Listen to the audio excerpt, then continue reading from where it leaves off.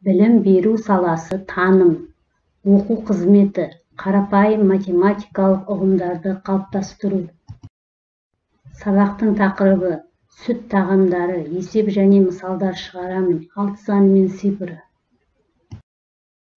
Балалар, сабағымызды бастамас бұрын сүт өнімдеріне назар аударайық. Айран, қаймақ, құрт, ірімшік, май жатады екен сүт өнімдеріне. Балалар, бірінші тапсырмаға назар аударамыз. Бұл жерде сүт өнімдерін жинап сал, сызып қос дейді. Бізде міне себет берілген, себетте 6 саны тұр. Нәтиже 6-ға тең болса, сол сүт өнімдерін себетке саламыз. Ал бұл суретте ұн өнімдері.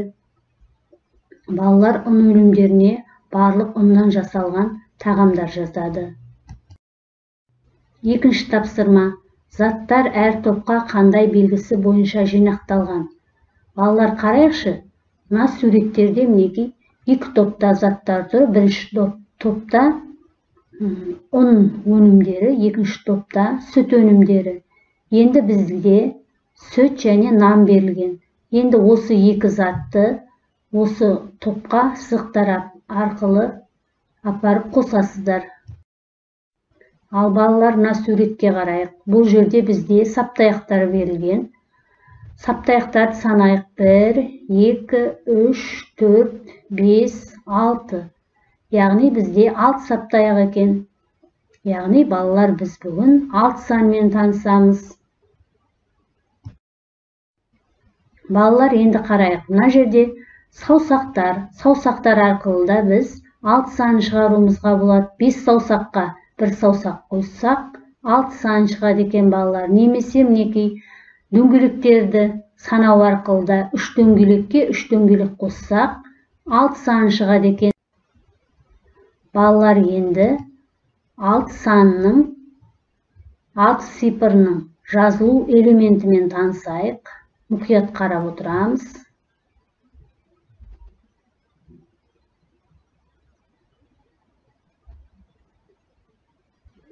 Балалар, 3-ші тапсырмаға қарайық.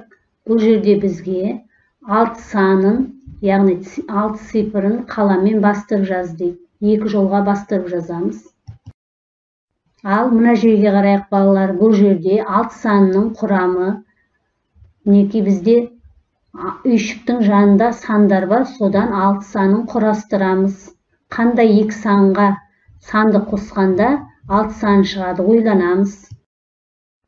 Ал мына жерде де мінекей 6 саны берілген. Мен сендерді осы 6 санның құрамымен таныстырып өтейін. Міне 5-ке 1 қосқанда 6 болады, 4-ке 2 қосқанда, 3-ке 3 қоссақ 6 болады, 2-ге 4 қоссақ, 1-ге 5 қосқанда 6 болады екен балалар.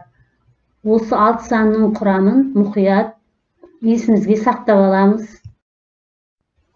Балалар, 4-ші тапсырмамыз 6 санын қалай құрауға болады дейді. Құрап жазамыз кітабымызға. 5-ші тапсырма. Мысалдарды шығар, боя дейді. Балалар, бұл жерде бізге сурет берілген. Бұл сиырдың суреті. Біздің бүгінгі тақырыбымыз сүт тағамдары болғандықтан біз сүтті сиырдан аламыз. Сондықтан мінекей сиыр берілген. Осы сиырдағы берілген тапсырмаларды, есептерді, яғни жауабын тауып, бізде 4 түрлі мінекей сандар берілген. Сол сандардағы түспен бояйсыңдар. Балалар, енді бүгінгі біздің сабағымыздың аяғына да жақындадық. Өз білімдеріңді жетістік басқалдағы арқылы бағалайсыңдар. Мінекей бірінші басқалдақта мінекей тапсырманы орындай алмадым. Одан кейін тапсырманы жартылай орындадым. Тапсырманы орындап шықтым. Балалар, енді мынадай смайликтер арқылы өздеріңнің көңіл күйлеріңді жетістік басқалдағына саласыңдар. Мінекей ең астыңғы неге, егер қателіктер көп болса, төменгі сатта көңілсіз смайлик суретін саласыздар. Басқалдақтың ең астына. Ал екінші ортаңғы басқалдаққа, егер қателіктер аз болса, ортаңғы сатыда аузы түзу смайлик саласыздар.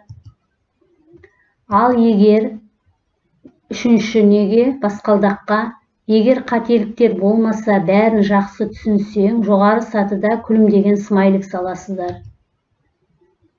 Мінекей, мына жерде смайликтердің басқалдақтар берілген, осыған саласыңдар.